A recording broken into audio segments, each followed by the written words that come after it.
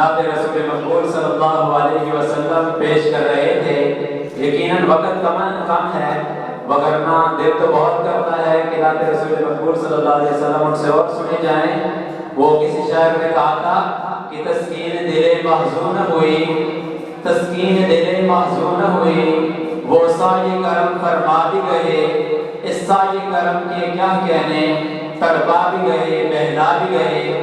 تو یہی ہوا کہ طلب تو اور بھی تھی، لیکن وہ وقت کے دامن میں اتنی گنجائش نہیں ہے، تو اب میں دعوت خطاب دینے لگا ہوں مجاہد ختم نبوت، مفکر اسلام، عالمی مجلس تحفظ ختم نبوت، یورپ کے سرپرست حضرت اقدس حضرت مولانا حافظ محمد نگین صاحب دامت برکاتہ العالیہ کو بڑے ادب سے گزارش ہے کہ حضرت اپنے مواعظ حسنہ سے مستفیض فرمائے۔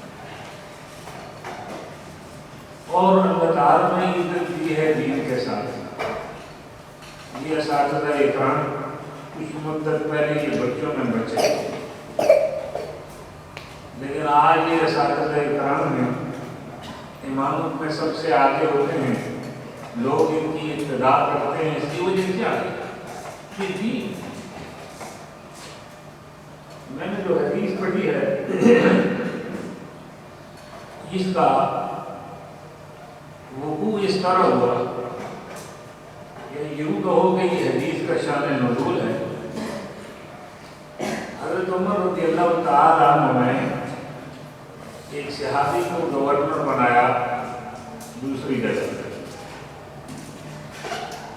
کچھ مدت کے بعد وہ گورنر اپنی جگہ چھوڑ کے اور دوسری جگہ میں حضرت عمر رضی اللہ تعالیٰ عنہ سے ملاقات کرتا ہے. تو حضرت عمر رضی اللہ تعالیٰ نے پوچھا آپ نے اپنی جگہ پر کس کو رکھا؟ تو انہوں نے کہا فلاں شخص کو، اور جن کا نام کیا وہ غلام تھا. یہ جو غلاموں کا سلسلہ آج کل ختم ہو گیا ہے، یہ ایسے ہوتے تھے جیسے جانور، ان کو بیچا ڈالا تھا بازاروں میں مارکیٹ میں، اور ان کو سمجھا بھی ایسے جاتا ہے جیسے جانور ہم ان کو استعمال کرتے ہیں. تو حضرت عمر رضی اللہ تعالیٰ نے تعجب سے پوچھا غلام کو گورنر بنا دیا؟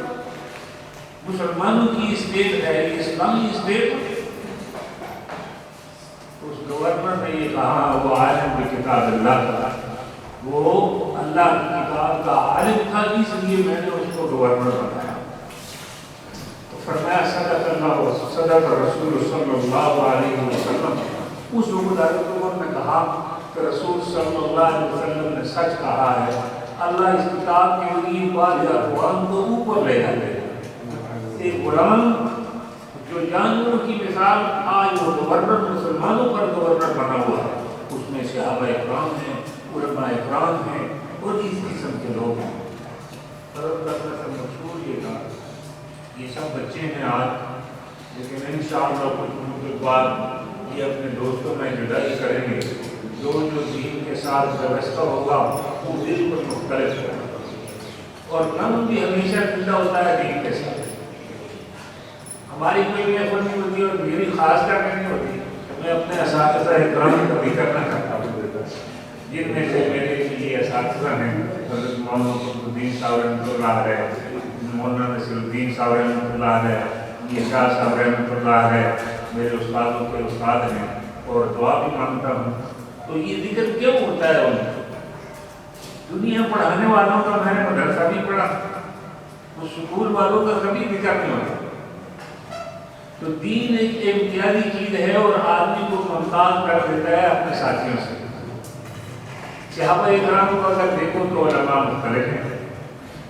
عراق سے ایک وقت گیا اور کہنے لگے سیدنا عمر رضی اللہ تعالیٰ عنہ کہ ہمیں تو عبداللہ ابن مسعود چاہیے، وہاں کتاب اللہ کو پڑھائے.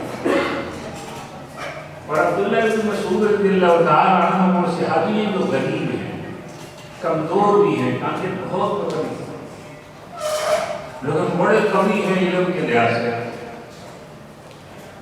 اور سیدنا عبداللہ بن مسعود رضی اللہ تعالیٰ دعویٰ کرتے ہیں کوئی آیت قرآن کریم کی ایسی نہیں جو مجھے نہ پتا ہو کہ کیوں نازل ہوئی اور کہاں نازل.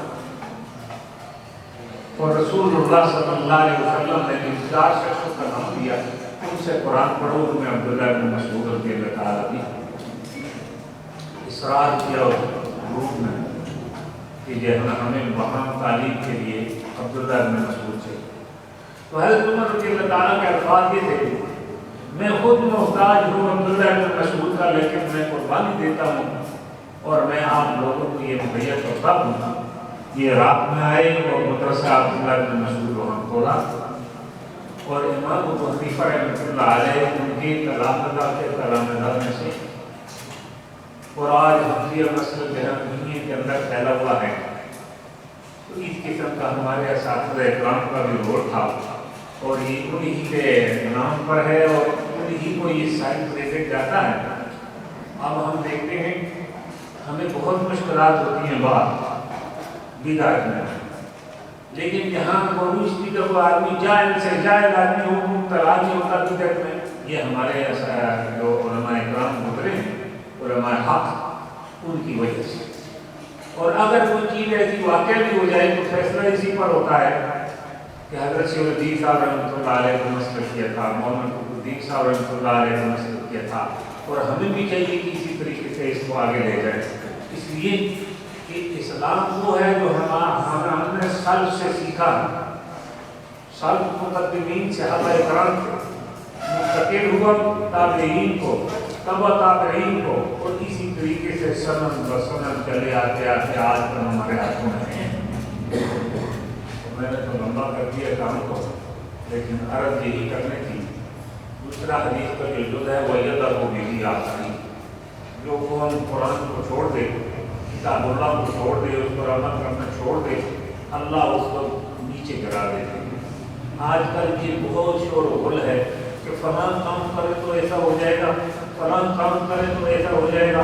اصل جو مقصد ہے کلام کا کہ اگر کچھ لوگ چاہتے ہیں کہ اوپر جائیں تو اس کے لیے راستہ کھول جائے۔ میرے آقا رسول اللہ صلی اللہ علیہ وسلم نے بتایا ہے، اور میں سمجھتا ہوں کہ ہم نے اس مدرسے کا قیام اس لیے کیا ہے کہ ہم اوپر جائیں اور اوپر اس طریقے سے جائیں جو رستہ ہمارے لیے نبی کریم صلی اللہ علیہ وسلم نے متعین فرمایا ہے۔ اور میں اسی پر اپنے تمام کام کرتا ہوں۔ وآخر دعوانا الحمد للہ۔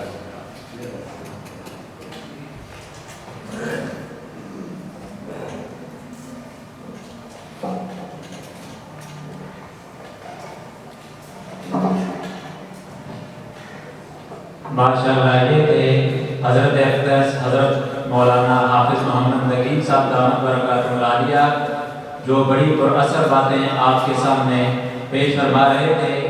اب میں بلا تاخیر نگین اسلامک اکیڈمی غور وشتی کے پرنسپل جناب فیصل محمود صاحب سے ملتمس ہوں کہ وہ آئیں اور آپ حضرات کے سامنے نتائج کا اعلان کریں، اور جو پوزیشن ہولڈر بچے ہیں ان کے اندر